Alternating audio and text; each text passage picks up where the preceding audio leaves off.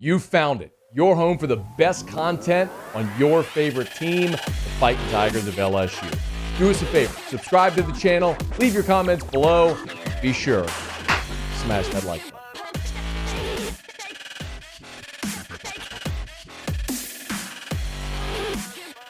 It was a massive holiday weekend for Brian Kelly and the LSU football recruiting staff. The Tigers nearly doubled their amount of commitments from a week ago, with 3 in total on the 4th of July alone. Our buddy Glen West from Go 247, good enough to join us for a couple of minutes to talk some recruiting. Glenn, how are you, man?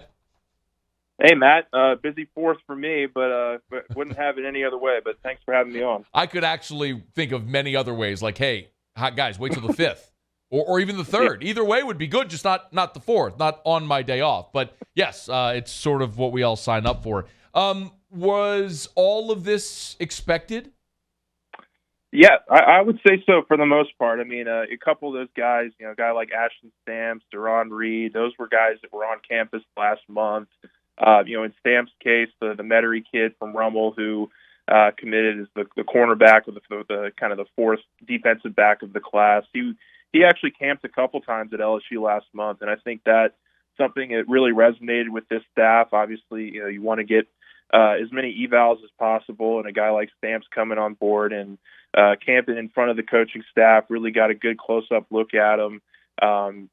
Great piece to add to this recruiting class, and guys that have kind of flown under the radar a little bit. But I would say so. I mean, we kind of heard some great intel on Jackson Howard, on Joshua Mickens, the two guys they got at the beginning of last weekend. And then obviously they were able to carry that momentum into Monday as well. And, it's just a big weekend for Jamar Cain in particular, who really kind of puts his stamp on this class and does a really tremendous job of bringing in 4 new linemen. How has Jamar Cain been so effective so early with this class? Yeah, so I think he came in with obviously a really great recruiting track record, but he kind of explained it, to us really back in, August, or I would say April, when we got to talk to him before spring camp, is that, look, the LSU brand sells itself. And he kind of told us that and kind of was going to be recruiting obviously to LSU. And, I think the fact that he's gotten, really a lot of great experience in various places around the country throughout his career. You see, just some of the different areas that he dipped into with this class, whether it's Georgia or Minnesota, Indianapolis, and just kind of all over the place with these recruits, which I think is kind of showing, its early form here. I think of the 11 commits LSU has, to date, 9 of them are out-of-state guys, and I think that's certainly a part. This recruiting staff as a whole has done a really nice job of branching out and obviously getting some of these out-of-state kids on board with what they're preaching to the program. Glen West is with us from Go 247. So you mentioned the out-of-state kids, and certainly, look, a great prospect is a great prospect no matter what. The question persists about the ability to recruit the best players in the state of Louisiana. Best you can tell, ear to ground, how much headway is being made there? I think there is some headway being made. I think the fact that you're able to get some of these guys on campus in June for really just was a tremendously big time for this staff in terms of building those relationships with those in-state players. I do think that there's still some ground to make up, of course, but I think LSU feels really good about a guy like Shelton Sampson, a receiver here right in their backyard. Somebody they're going to continue to. Where does he go to school, by the way? I think another Catholic boy, right? I thought so. Yeah, I thought I heard that. Yeah, absolutely. Never miss an opportunity, Glenn. I'll never miss an opportunity. That's great. Yeah, that's great. I mean, they produced obviously some really great players over the years, but I do think that it's still a TBD kind of thing. You gotta get them in first, and I think the fact that there's only a couple. Certainly leaves the room for improvement, but there are a lot of guys that I think they feel good about and will continue to be pursuing over the next several months. Hey, Glenn, let's talk positions still ahead that they've got to address. So you had 4 defensive linemen for 23, 4 defensive backs as well. What's next? Where else are the positions of focus for this class? Yeah, so I think there's certainly a few offensive line. You got to continue to build out, the future of that position group. Would certainly expect LSU to pursue a number of receivers, running backs. There's a Caleb Jackson, who's the guy in New Orleans who I think LSU is very high on. They would really like to get him in the program, and obviously you bring in Frank Jackson for bringing in that exact type of player. So.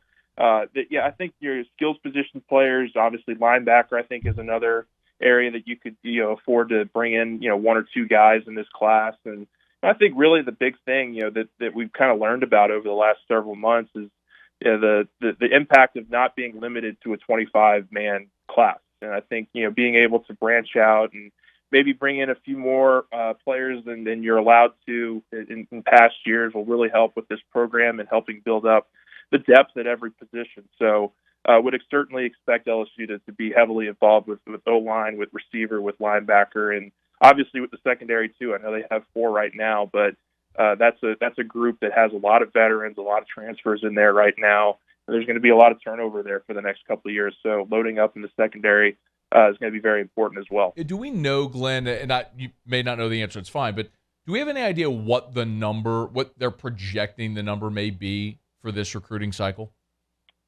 Yeah, we don't have a really great idea on that yet. I don't really know what they're thinking in terms of just how many guys they'd like to have as a part of this class. Sure. But it's going to be really important that you solidify a lot of these position groups up and kind of have something for the future at every position group. So I don't really have a clear answer on that. No, for sure. Look, and Glenn, you got to let the season play out. There may be guys who are not projected now that may leave early for the draft. You may have guys that transfer. There's always that possibility. But as you mentioned, there's no hard cap of 25 anymore, so they can sign over that number to get to 85. One thing I think is certain, I don't think we're going to see LSU taking 15 transfers again next offseason. I think those days, hopefully, knock on Formica, are done. Hey, before you go, I want to talk about each of the guys, maybe a little thumbnail if you could give us on each of the guys that has committed. You talked a little bit there a moment ago about Ashton Stamps from Rummel. What about the other 2 prospects that committed on the 4th? Let's start with Deshaun Womack. Yeah, so Deshaun Womack, a guy who runs about 6'5", around 240, a guy who's going to be kind of an explosive edge for you.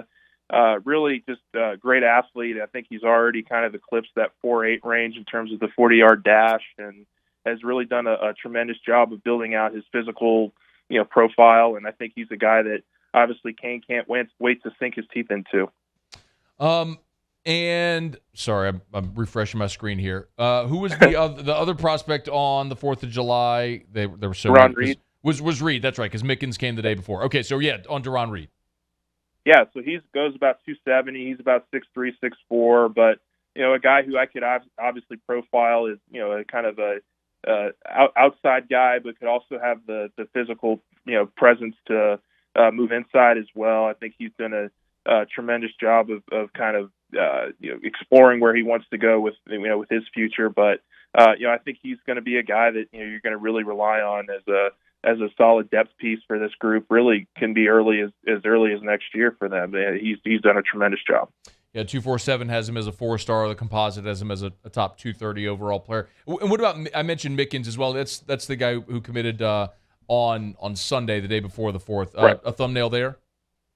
Yeah, another edge rusher, a guy who I think probably needs to put on some more weight before he's probably ready to play at a college level. But I think that's the case for a lot of these guys. You want to get some more weight on him and kind of get him into a college program. But certainly another physical freak who can help you in a lot of different ways, I think, as early as next year as well. And he's from Indiana. Did he have a previous relationship with Brian Kelly? I think so, yeah. I do believe he was one of the guys that Coach Kelly was recruiting. Jackson Howard was another one, the guy that they got on Friday as well. They had a relationship going back to Notre Dame as well. So, yeah, those are definitely a couple of guys, and having those relationships kind of already in the kind of their groundwork, their early start is, I think, really, really important for being able to land guys like that with a new staff. He is Glen West on Twitter at GlenWest21. That's a 1N, Glen, GlenWest21. Go 247. Y'all give him a follow. Glenn, we appreciate a couple of minutes, man. Thanks so much. Awesome. I appreciate it, Matt. Thank you. Hey, thanks so much for watching. Please leave your comments. I love to interact. And be sure to hit the red subscribe button below.